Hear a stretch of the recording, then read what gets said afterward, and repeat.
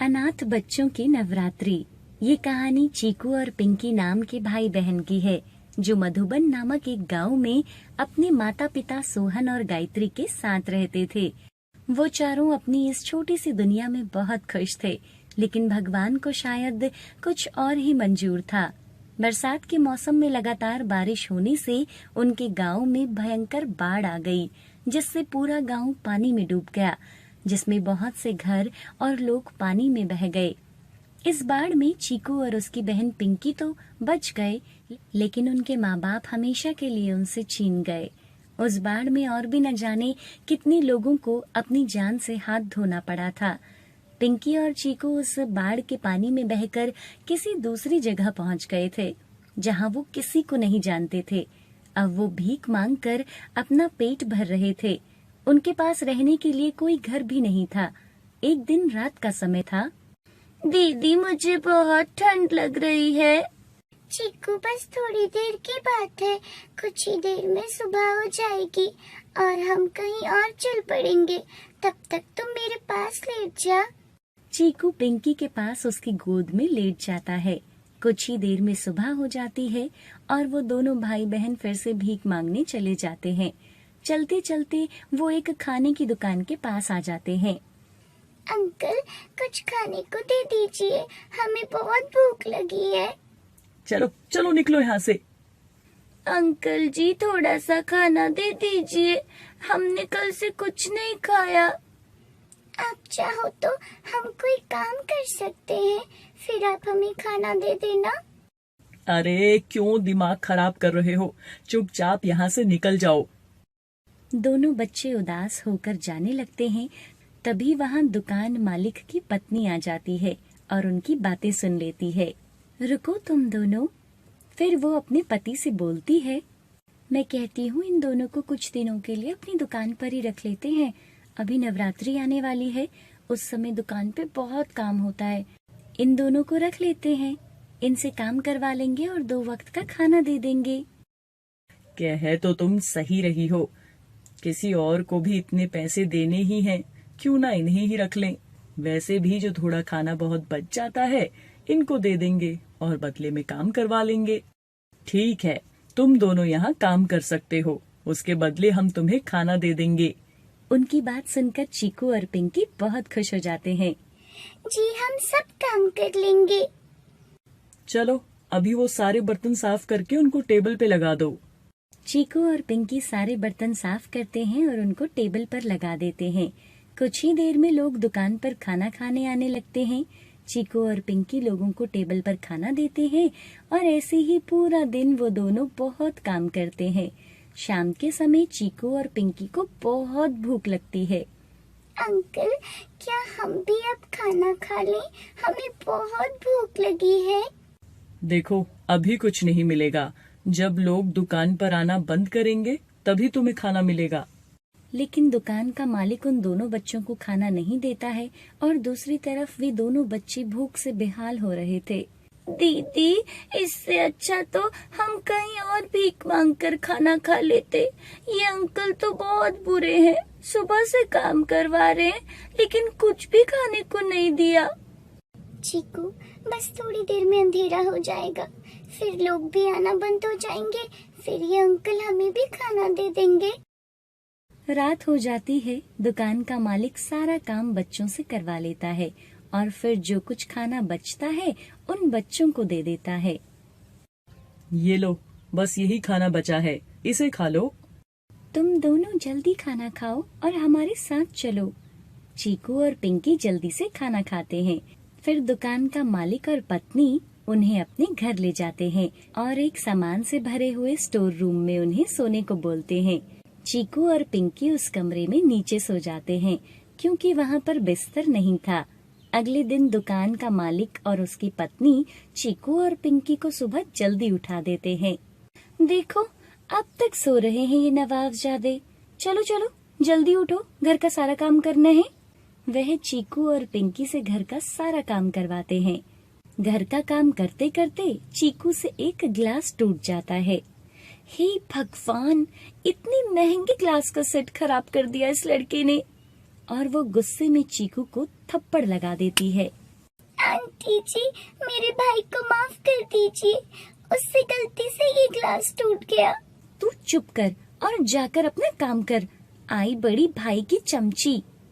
फिर वो उन दोनों को दुकान पर ले जाते हैं और दुकान पर भी वह दोनों पति पत्नी उन बच्चों से दुकान का बहुत सारा काम करवाते हैं और रात को उनको सूखा बचा हुआ खाना दे देते हैं। जब वो दोनों अपनी दुकान बंद कर रहे थे तो चीकू और पिंकी वहाँ से भाग जाते हैं। अरे ये दोनों कहाँ गए? अभी तो यहीं थे। वे दोनों चीकू और पिंकी को दुकान के आसपास देखते हैं, लेकिन वो वहाँ नहीं थे। लगता है भाग गए दोनों। चीकू और पिंकी वहाँ से भागकर बहुत आगे चले जाते हैं और वहाँ वो एक पेड़ के नीचे रुक जाते हैं। दीदी, मैं अब और नहीं भाग सकता, मैं बहुत थक गया हूँ। चीकू और पिंकी दोनों रो रहे थे। अगर माँ बाप होते तो हम ऐसे भटक नहीं रहे होते। तभी अचानक वहाँ एक बूढ़ी औरत आती है। तुम दोनों यहाँ इतनी रात को क्या कर रहे हो? उस बूढ़ी औरत को देख पहले तो वो दोनों डर जाते हैं, लेकिन उसके पूछने पर वो सारी बात बता देते हैं। तुम दोनों रोना बंद करो, यहाँ से सीधा आगे चले जाओ, वहाँ एक माता का मंदिर है, वहाँ चले जाना, तुम दोनों के साथ सब अच्छा होगा। उस बूढ़ी औरत की बात सुनकर वो दोनों आगे चले जाते हैं।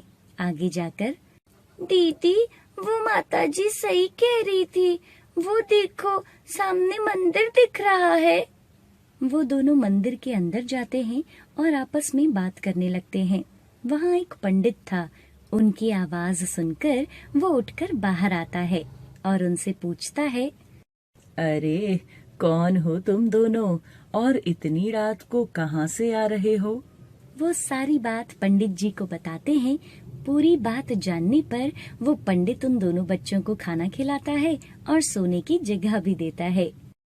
आखिर इतनी रात को इन बच्चों को किस औरत ने मंदिर में आने को कहा? आखिर कौन थी वो औरत? जो भी थी, लेकिन माता रानी ने सही समय पर उस औरत को इनके पास भेजा। ऐसे वो दोनों बच्चे मंदिर में रहते हैं। अगले दिन मंदिर में बहुत से लोग आते हैं। मंदिर में चीकू और पिंकी को भी लोग प्रसाद देते हैं और दोनों भी माता रानी को प्रणाम करते हैं। नवरात्रों में बहुत सारे लोग मंदिर आया करते थे। चीकू, अगर हमारे माता पिता भी हमारे साथ होते तो हम भी मिलकर मंदिर जाते। दीदी, लेकिन हमारे माता पिता तो भगवान के पास चले गए हैं ना। वो दोनों सुबह पंडित जी के साथ जल्दी उठ जाते थे और पूरे मंदिर की सफाई करते और माता की आरती भी करते थे। अष्टमी का दिन था। उस दिन मंदिर में बहुत से दर्शनालु आए हुए थे। सब माता रानी की पूजा करते हैं और मंदिर में प्रसाद भी बांटते हैं। तभी पंडित एक आदमी और औरत को मंदिर के बाहर बैठे हुए देखता है। उनकी हालत बहुत खराब थी। पंडित उनके पास जाता है। अरे आप दोनों कौन हो और यहाँ ऐसे उदास क्यों बैठे हो? तभी वो दोनों बताते हैं, हम मधुबन नाम गांव में रहते हैं। बाढ़ में हमारे 2 बच्चे न जाने कहाँ बह गए। कितने महीनों से हम अपने बच्चों को ढूंढ रहे हैं। माता रानी सब ठीक कर देंगी। बच्चों, इन दोनों को भी प्रसाद दो। चीकू और पिंकी जैसे ही उनको प्रसाद देने आते हैं तो वो देखते हैं, माँ पापा। अरे माँ पापा, आप कहाँ चले गए थे हमें छोड़ के? चीकू की माँ चीकू और पिंकी को गले से लगाती है और माता रानी का धन्यवाद करती है। शुक्र है माता रानी ने सही सलामत हमारे बच्चों को हमसे मिलवा दिया। हे माता रानी, आपका बहुत बहुत धन्यवाद। आज आपकी वजह से हम अपने बच्चों से मिल पाए हैं। जय माता दी। सुधा नाम की एक औरत अपने पति सुखिया के साथ एक गांव में रहती थी। वह गांव में खेती बाड़ी करके अपना जीवन यापन कर रहे थे। सुखिया और सुधा देवी माँ में बहुत विश्वास रखते थे। इस बार बारिश की वजह से उनकी सारी फसल बर्बाद हो गई थी। सुधा, इस बार तो हमारी सारी फसल खराब हो गई है। अब हम अपना गुजारा कैसे करेंगे? अरे आप चिंता क्यों करते हो? देवी माँ पर विश्वास रखो, वो सब ठीक कर देंगी। वैसे भी जो होता है उनकी इच्छा से ही तो होता है ना। लेकिन सेठ से जो पैसे उधार लिए थे वो भी तो लौटाने हैं। उसको अगर समय पर पैसे न दिए तो वो हमारे खेत ही न हथिया ले। इन अमीर लोगों को तो भगवान का बिल्कुल भी डर नहीं है। देखना एक दिन भगवान इनको भी जरूर सबक सिखाएगा। अगली सुबह होते ही सुखिया के घर पर कुछ लोग आते हैं। सुखिया, सेठ जी ने बोला है कि इस बार उनको अपना पैसा ब्याज के साथ ठीक समय पर चाहिए। पिछली बार तूने पैसे समय पर नहीं दिए थे। अरे मदन भाई, आपको तो पता ही है इस बार ज्यादा बारिश की वजह से सारी फसल खराब हो गई है। मुझे थोड़ा और समय दे दीजिए। देख सुखिया, अगर तूने अगले हफ्ते तक पैसों का इंतजाम नहीं किया तो हम तेरे खेतों पर कब्जा कर लेंगे। और वो लोग उसे डरा धमकाकर वहाँ से चले जाते हैं। और सुखिया सुधा से बोलता है, देखा सुधा, जिस बात का मुझे डर था वही हुआ। सेठ के आदमी मुझे धमकी देकर गए हैं। अगर मैंने उनका पैसा ब्याज के साथ अगले हफ्ते तक नहीं दिया तो वो हमारे खेतों पर कब्जा कर लेंगे। आप माता रानी पर विश्वास रखिए, वो हमारी मदद जरूर करेंगी। और वो दोनों माता रानी की पूजा करते हैं और उनसे मदद मांगते हैं। हे भगवान, हम बहुत मुसीबत में हैं, कृपया हमारी मदद कीजिए। और पूजा करने के बाद वो दोनों खेतों में चले जाते हैं। उनके खेतों में पानी भरा था, जिसकी वजह से सारी फसल खराब हो गई थी। अपनी फसल का ऐसा हाल देखकर वो दोनों दुखी मन से खेत के पास बैठ जाते हैं। तभी अचानक उन्हें जोर जोर से कुछ आवाजें सुनाई देती हैं। बचाओ बचाओ बचाओ बचाओ।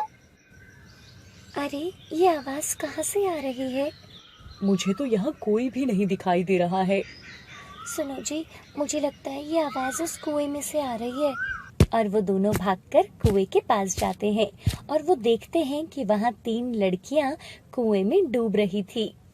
बचाओ बचाओ बचाओ बचाओ। और सुखिया जल्दी से एक रस्सी कुएं में फेंकता है। इस रस्सी को पकड़ लो, हम तुम्हें ऊपर खींच लेंगे। और वो तीनों को कुएं से बाहर निकाल लेते हैं। तुम तीनों इस कुएं में कैसे गिर गई थी? हम यहाँ पर पानी पीने के लिए आए थे और मेरी बहन गलती से कुएं में गिर गई थी, तो इसको बचाने के लिए हम दोनों भी कुएं में कूद गए थे। अच्छा हुआ आप ठीक समय पर आ गए, वरना हम तीनों तो डूब ही जाते। अच्छा, तो तुम्हारा घर कहाँ है? माँ, हमारा कोई घर नहीं है, हम अकेले हैं, आप हमें साथ ले चलो। उस लड़की के मुंह से अपने लिए माँ शब्द सुनकर सुधा की आंखों में आंसू आ जाते हैं, क्योंकि सुधा की अभी तक कोई औलाद नहीं थी। और सुधा और सुखिया उन तीनों बच्चों को अपने साथ घर ले जाते हैं। अच्छा, तो तुम्हारा घर कहाँ है? माँ, हमारा कोई घर नहीं है, हम अकेले हैं, आप हमें साथ ले चलो। आप हमें अपने साथ ले चलो। उस लड़की के मुंह से अपने लिए माँ शब्द सुनकर सुधा की आंखों में आंसू आ जाते हैं, क्योंकि सुधा की अभी तक कोई औलाद नहीं थी। और सुधा और सुखिया उन तीनों बच्चों को अपने साथ घर ले जाते हैं। सुधा, हम इन तीनों को अपने साथ ले तो आए हैं, लेकिन हमारे पास तो खुद कुछ खाने के लिए नहीं है। इनको क्या देंगे? आप चिंता मत कीजिए, घर में जो कुछ बचा हुआ है मैं उससे ही इनके लिए कुछ खाना बना देती हूँ। कल के लिए माता रानी कोई ना कोई रास्ता जरूर दिखाएंगी। और सुधा खाना बनाकर उन तीनों लड़कियों को खाना खिला देती है और वो सब सो जाते हैं। सुबह होने पर सुधा उठकर देखती है कि घर की साफ सफाई हो चुकी थी और रसोई से खाने की बहुत ही अच्छी सुगंध आ रही थी। अरे, ये रसोई में क्या पक रहा है? वो जाकर देखती है तो वो तीनों लड़कियां रसोई में खाना बना रही थी। अरे बच्चों, तुम क्या खाना बना रहे हो? खाने की बहुत अच्छी खुशबू आ रही है। ये हमने फलों की सब्जी बनाई है, आप बैठिए, हम आपके लिए खाना लाते हैं। और वो लोग सुधा और सुखिया को खाना खिलाते हैं। अरे, ये तो बहुत ही स्वादिष्ट है। ये तुमने कैसे बनाया? हमने कुछ फलों से ये सब्जी बनाई है। बहुत ही स्वादिष्ट खाना बनाया है तुम सबने। और वो दोनों खाना खाकर खेतों की ओर चले जाते हैं। और शाम होने पर जब वो वापस लौटते हैं तो उन्हें फिर से 3 लड़कियां मिलती हैं और उनकी उम्र भी एक समान ही थी। माँ, हम सभी बेसहारा हैं, हमारी मदद कीजिए। और सुधा और सुखिया उन तीनों को भी अपने साथ अपने घर ले आते हैं और उनके साथ अगले दिन फिर से वही घटना होती है। माँ, हम बेसहारा हैं, हमें अपने साथ ले चलिए। और वो उनको भी अपने घर ले आते हैं। सुधा और सुखिया के घर में अब 9 बेटियां थी जिनका अब उन्हें ही पालन पोषण करना था, लेकिन वह सभी मिलकर उनके घर का सारा काम कर दिया करती हैं और खुद ही खाना भी बना दिया करती हैं। सुखिया को तो कुछ समझ नहीं आ रहा था कि बिना कुछ कमाए हुए उसका परिवार इतनी खुशहाली से कैसे जीवन व्यतीत कर रहा है। और अब उसकी फसल भी हरी भरी हो गई थी। इसलिए एक दिन सुखिया खेतों में ना जाकर अपनी बेटियों को मेला दिखाने ले जाता है और सेठ के आदमी आकर उनकी सारी फसल को आग लगा देते हैं। अरे सुखिया भाई, तुम्हारे खेतों में किसी ने आग लगा दी है। क्या? सुखिया भागा भागा अपने खेतों की तरफ जाता है और वो देखता है कि उसकी फसल में बहुत ही भीषण आग लगी हुई थी। तभी सेठ और उसके आदमी वहां आ जाते हैं। अरे सुखिया, तेरी तो सारी फसल ही जल गई है, अब तू मेरे पैसे कैसे लौटाएगा? देख, अब से ये खेत मेरा हुआ। सेठ जी, ऐसा जुल्म तो मत कीजिए। तभी वहां सुधा आ जाती है। मुझे पता है कि ये आग तूने लगाई है सेठ, तुझे इसकी भरपाई करनी होगी। तेरी इतनी हिम्मत कि तू मुझसे जुबान लड़ा रही है? अरे मुश्टंडो, क्या देख रहे हो? मार मार कर यहीं गाड़ दो इन दोनों को। और सेठ के आदमी सुधा और सुखिया को बुरी तरह डंडों से मारने लगते हैं। हमें मत मारो, बचाओ। तभी वहाँ पर वो 9 लड़कियाँ आ जाती हैं और उन सभी को बहुत गुस्सा आ रहा था और वो अपने असली रूप में आ जाते हैं। वो 9 लड़कियाँ माँ के अवतार थे। सभी माताएं सेठ और उसके आदमियों को वहीं पर भस्म कर देते हैं। जय माता की, मुझे यकीन था कि आप हमारी मदद करने के लिए जरूर आएंगी माँ।